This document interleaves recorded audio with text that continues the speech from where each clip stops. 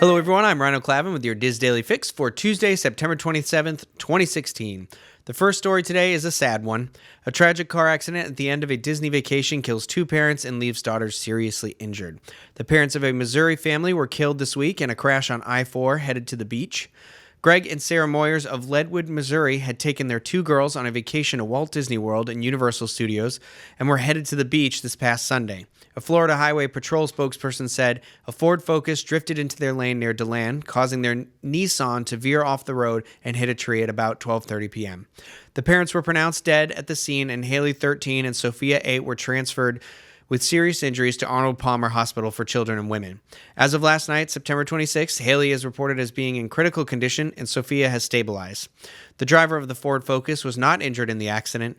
Relatives have come to Florida to care for the two girls, and a GoFundMe page has been set up to help as well. On the business side of things, according to Bloomberg.com, the Walt Disney Company is considering a bid to purchase Twitter and is currently working with a financial advisor to evaluate this possibility.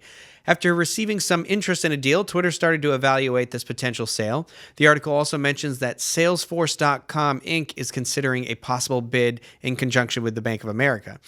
After the news of Salesforce.com's interest broke last week, the speculation of Twitter being sold has ramped up, leading the company's share price to jump 21% as of last Friday.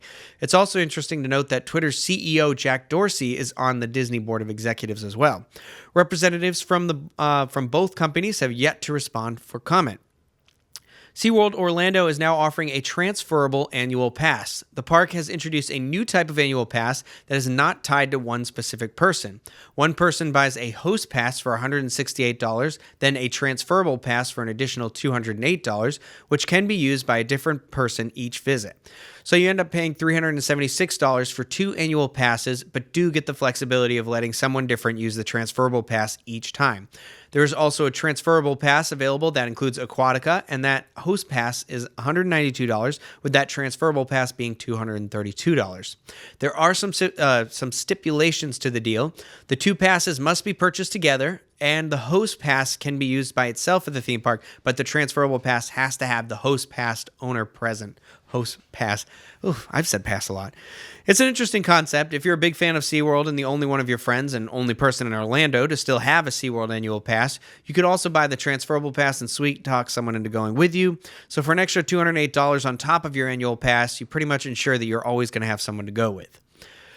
Now, over on The Diz, our featured article today is titled Getting to Know Your Disney Family. Genevieve Roberts lists 5 great places to meet some new friends, even if you are shy, and no surprise, DizBoards.com is first on the list. Check out that article and many more on wdwinfo.com. Trending on the boards today is a thread started by poster F. Barker, who asks for your favorite Walt Disney World souvenir. People are, of course, weighing in with their favorites, from coffee mugs to press pennies. Stop by the Theme Parks